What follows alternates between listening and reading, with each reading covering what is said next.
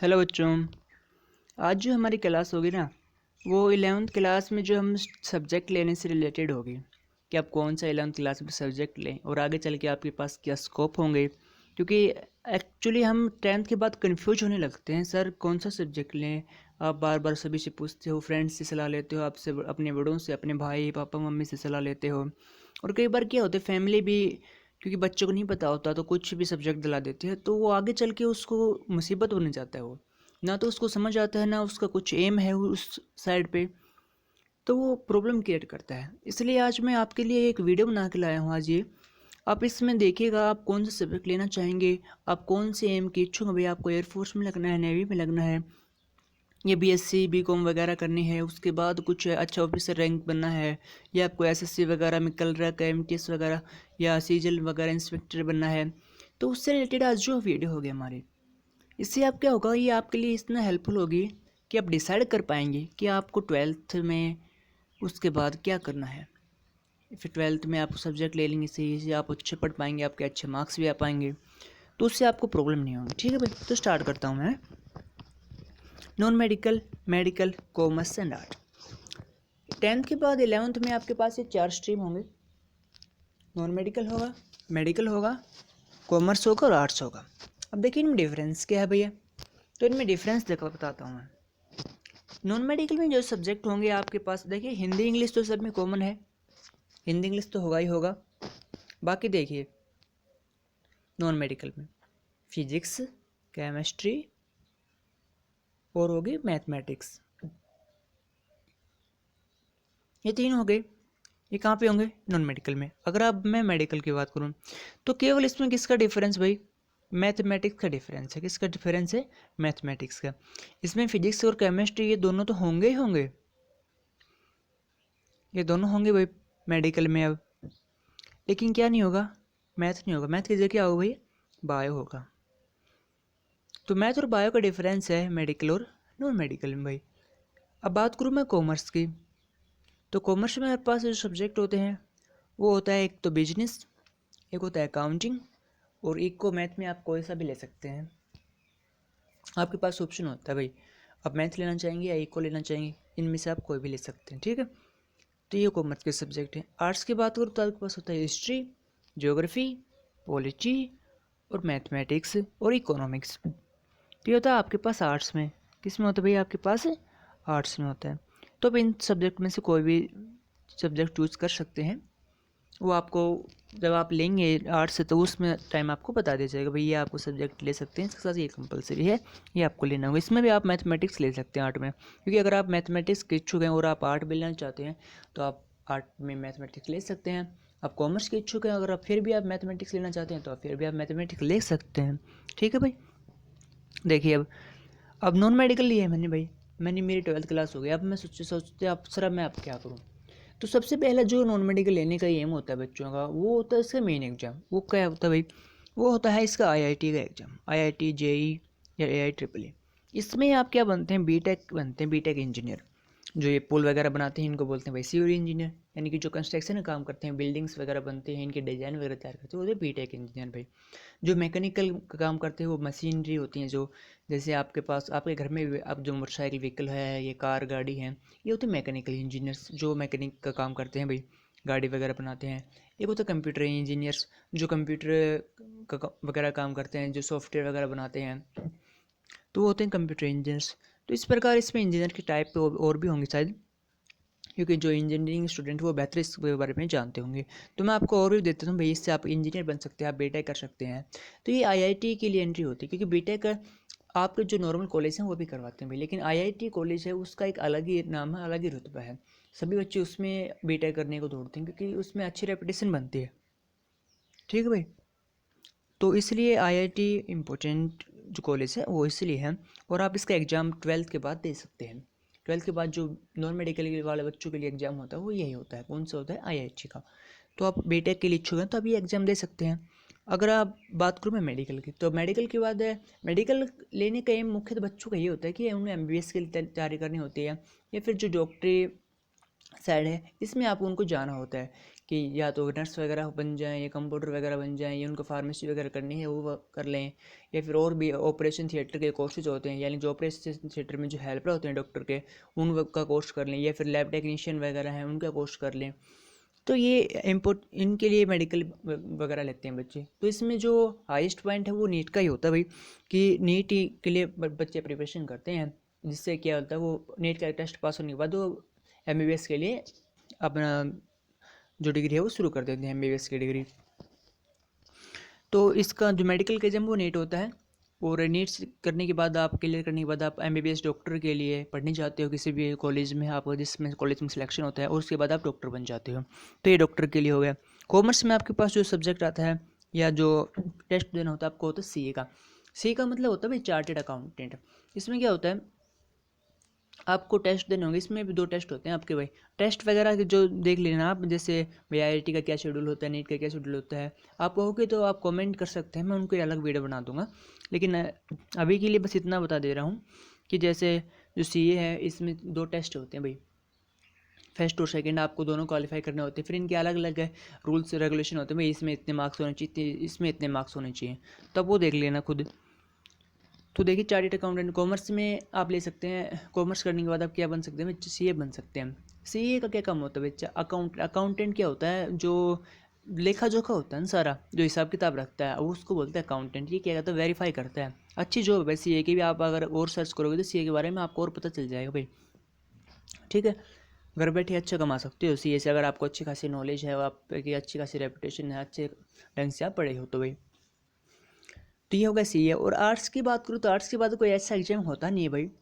Arts के बाद आप जो जॉब्स की तैयारी करने लग जाते हैं भाई, आपने सुना होगा हरियाणा पुलिस में लगा है, कलरक में लगा है, तो इनके एग्ज़ाम होते हैं, इनके एग्ज़ाम आप दे सकते हैं भाई। जो मेन स्टेट एग्ज़ाम्स होते हैं या फिर सेंटर के जो जॉब्स होते हैं कलरक वगैरह की, पुलिस की, और ये एग्ज़ाम आप दे सकते हैं भाई, ठीक है। ये जो एग्ज़ाम है मैंने आपको बताया, ये आप बाकी स्ट्रीम में दे सकते हो, ऐसे नहीं बाकी स्ट्रीम में नहीं दे सकते, लेकिन आर्ट्स में आप केवल यही एग्ज़ाम दे सकते हो, ये मैं जो आपको बता रहा हूँ। क्योंकि ये एग्ज़ाम्स हैं आईआईटी, नीट और सी, ये केवल इन्हीं स्ट्रीम्स के लिए हैं। जैसे आप नॉन मेडिकल लेंगे तो आपको आईआईटी का एग्ज़ाम नहीं दे सकते हैं आप, क्योंकि अगर मेडिकल लेके आप आईआईटी एग्ज़ाम देने लगते तो आप नहीं दे सकते भाई, आपके उसके लिए आपको फिजिक्स केमिस्ट्री और मैथ तीनों सब्जेक्ट होने ज़रूरी होते हैं, ठीक है भाई। तो इतना आप ध्यान रखिए इस बात का। अगर आप अगला बात करते हो कि कई बच्चों को एम होता है मुझे एयरफोर्स में लगना है, तो एयरफोर्स में भैया 2 ग्रुप होते हैं, एक होता है एक्स ग्रुप, एक होता है वाई ग्रुप। जो एक्स ग्रुप होता है वो टेक्निकल ग्रुप होता है, जिसमें मशीनरी वगैरह का वर्क होता है, जो जहाज़ें हैं, जो एयरप्लेन्स हैं, उनका वर्क होता है एयरफोर्स में एक्स ग्रुप के बच्चों को।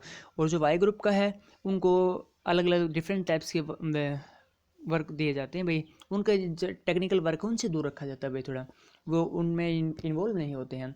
अगर आपके पास बायोलॉजी है और आप वाई ग्रुप में सेलेक्ट होते हैं तो आप वहाँ पर नर्सिंग असिस्टेंट के रूप में काम कर सकते हैं भाई, ठीक है।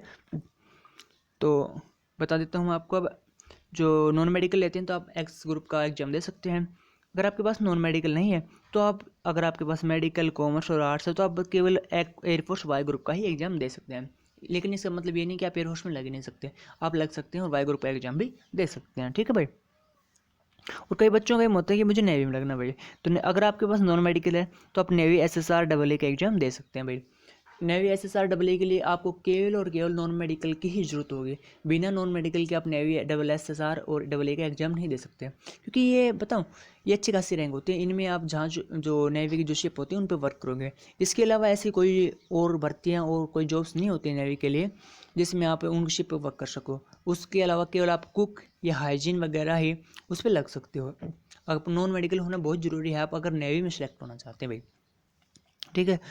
ऐसे बात नहीं कि आप नेवी में फिर जा ही नहीं सकते। अगर आपको नेवी में बस स्पेसिफाई जॉब नहीं चाहिए, आप सोचते भाई केवल मुझे नेवी में ही लगना है, मुझे ने कोई भी जॉब चाहिए नेवी में, तो उसके लिए आपके पास कोई भी स्ट्रीम हो कोई फ़र्क नहीं पड़ता। आपके पास ये मेडिकल हो चाहे कॉमर्स हो चाहे आर्ट्स हो, आपके पास नेवी एमआर की एक जॉब होती है जो 10th के बाद निकलती है, ये 10th बेस पे निकलती है।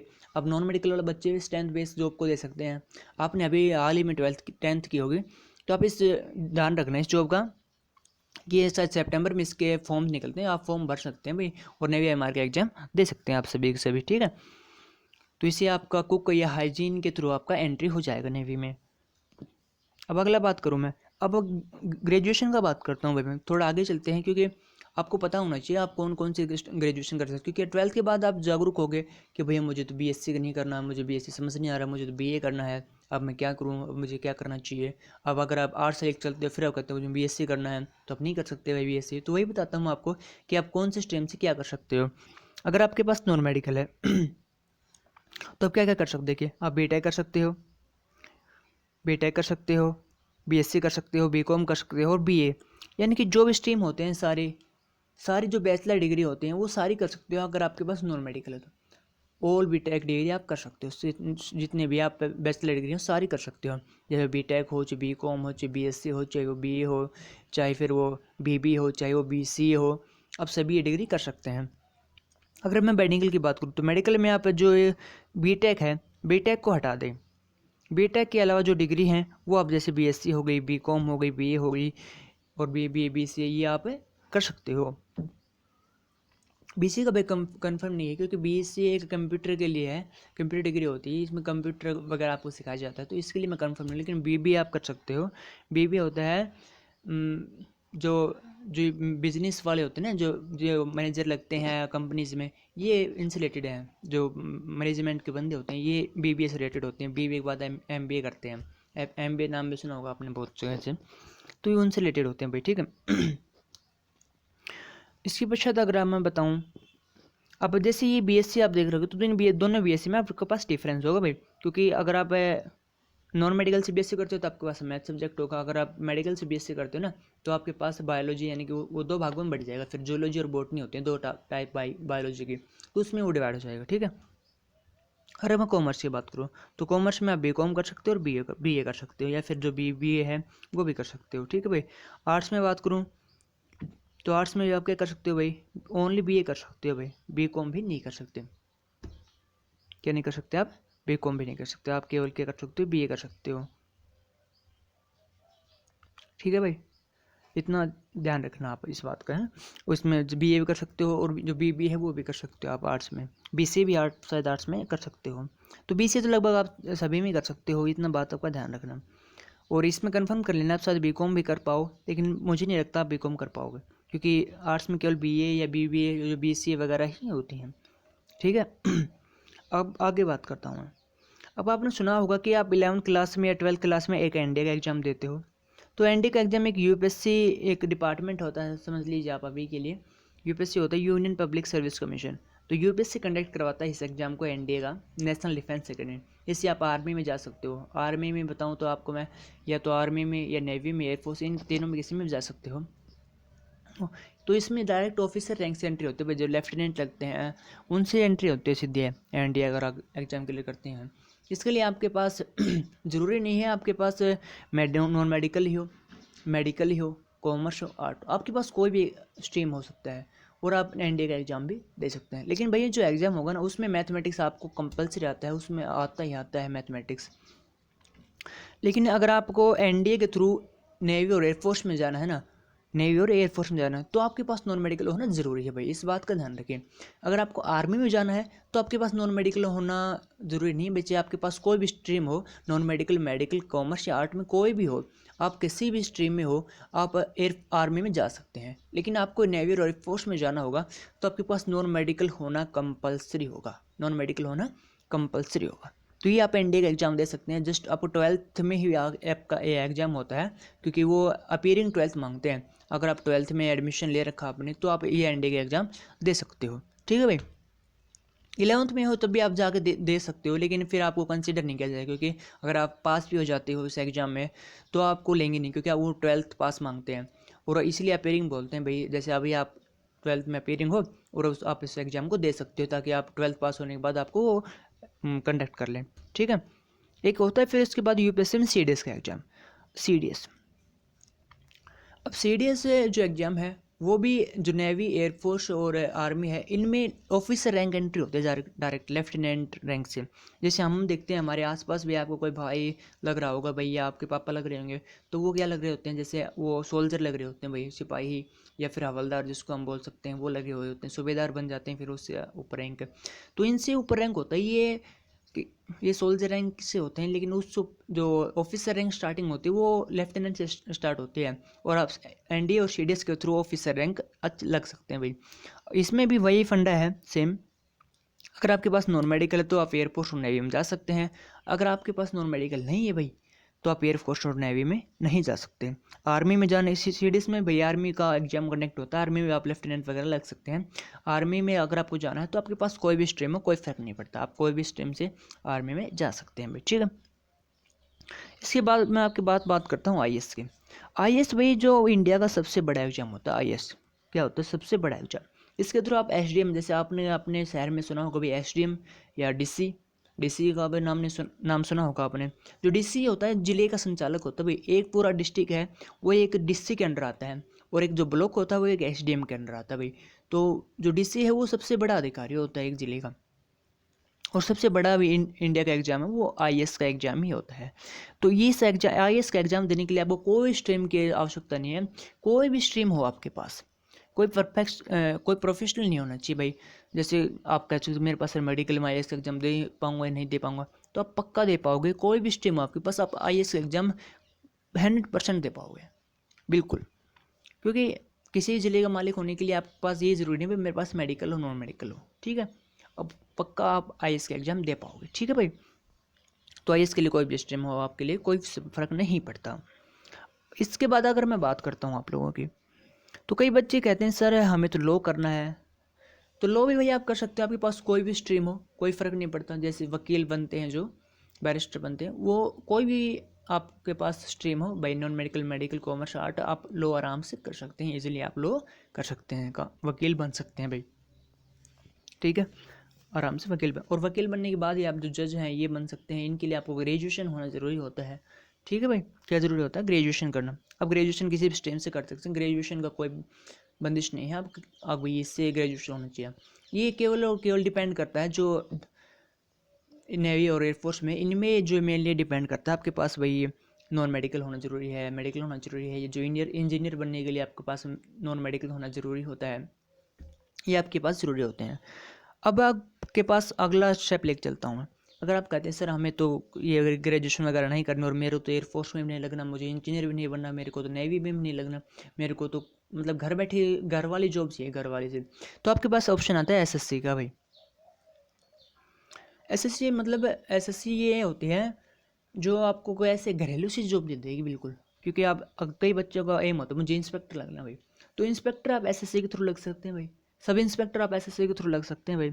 और जो एमटीएस होते हैं, जैसे जो सफाई कर्मचारी होते हैं या और पीएन वगैरह लगे होते हैं, चौकीदार लगे होते हैं, वो एमटीएस के थ्रू भर्ती हो सकते हैं भाई, एमटीएस के थ्रू। बाकी स्टेट एग्जाम होते हैं जो राज्य कंडक्ट करवाता है, ये क्या करवाता है भाई, केंद्र लेता है इस एग्जाम को, जो सेंटर बोलते हैं हम जिसको।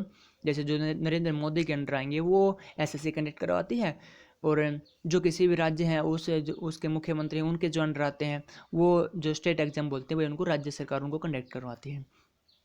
तो इसमें अलग अलग कैटेगरी होते हैं। जैसे एक तो एमटेस होता है जो मैंने आपको बताया, जो जो स्वीपर होते हैं, बाहरी निकालने वाले, सफाई करने वाले होते हैं, और जो पीएन होते हैं, चौकीदार होते हैं, और भी इसमें अलग अलग कैटेगरीज हैं अलग अलग टाइप की। तो आप एमटेस के थ्रू उसमें भर्ती हो सकते हैं। ये केवल 10th बेस होता है, 10th पास या इसका एग्जाम दे सकते हैं भाई।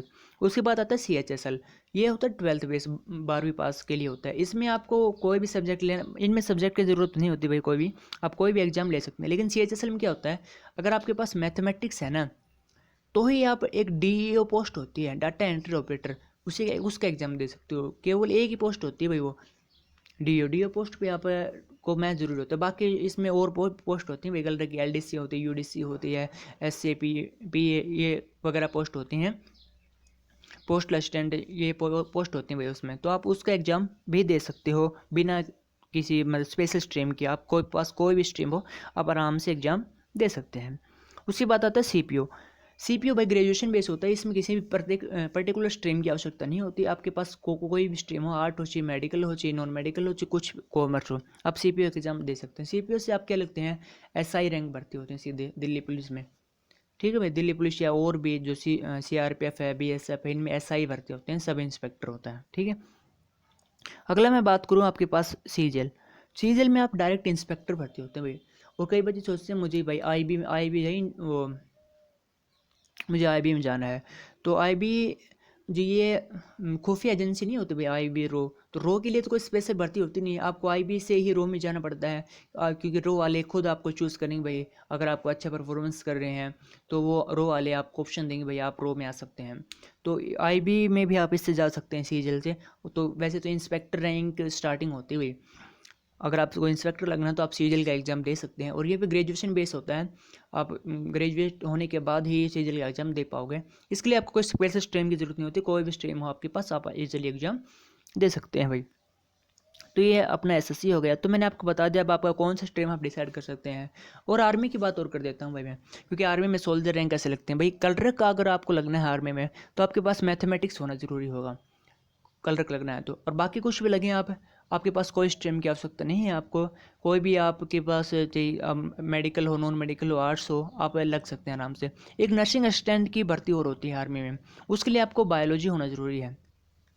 क्या होना ज़रूरी होती है? बायोलॉजी नर्सिंग असिस्टेंट में। और कलर में आपके पास मैथ होना ज़रूरी है। देखिए जो मेडिकल अगर आपने ले रखा है तो आप नर्सिंग असिस्टेंट की भर्ती देख सकते हैं, लेकिन अगर आपके पास कलर की आपको देखनी है तो आपके पास ज़रूरी नहीं है आपके पास नॉन मेडिकल ही हो, आपके पास आर्ट्स हो, लेकिन आपके पास आर्ट्स में भी क्या हो, मैथ सब्जेक्ट हो, आप कलर की भर्ती आराम से देख सकते हैं भाई। तो ये आपके लिए आर्मी का हो गया। और जो स्टेट एग्ज़ाम्स हैं उसमें भी अलग अलग प्रकार की भर्तियाँ होती हैं, तो वो एसएससी से जो रिलेटेड है उन्हीं से मान लीजिए आप, क्योंकि उनमें कोई स्पेशल स्ट्रीम की आवश्यकता नहीं ज़रूरत होती। जैसे आपको इंजीनियर लगना है तो भाई आपको बीटेक ज़रूरी होगी भाई वो तो, क्योंकि इंजीनियर तो है ही मैथमेटिक्स रिलेटेड। बाकी जो आपको कलर लगना है उसमें भी डी ग्रुप जो पीएन चौकीदार वगैरह की पोस्ट होती हैं ये होती हैं। और आपको उनमें जो इंस्पेक्टर लगना है, सब इंस्पेक्टर लगना है, कांस्टेबल लगना है, तो इनमें कोई स्पेशल स्ट्रीम की आवश्यकता नहीं होती। आप किसी भी art physics math sorry art ऐसे कॉमर्स से हो सकते हैं, नॉन मेडिकल मेडिकल किसी से भी हो सकते हैं, कोई फ़र्क नहीं पड़ता उस बात से। तो बच्चों मैंने आपको अच्छे से अब तो समझा दिया मेरी तरफ से। तो भाई और इससे रिलेटेड आपको कोई भी क्यूरीज हो, यानी कि कोई भी क्वेश्चन हो, आपको कुछ समझ नहीं आ रहा सर मैं अभी क्या लें, आप क्या बनना चाहते हैं, तो आप कमेंट कर सकते हैं। और मैं कोशिश भी करूँगा आपके जल्द से जल्द कमेंट का रिप्लाई किया जाए और एक सूटेबल रिप्लाई उस कमेंट का आपको मिले। तो भाई आज के लिए ये इतना ही रखते हैं वीडियो को, और अगर आपको कोई भी रिलेटेड प्रॉब्लम होती है तो आप बिल्कुल बेझिझक कमेंट कर सकते हैं, ठीक है भाई। तो थैंक्स टू ऑल।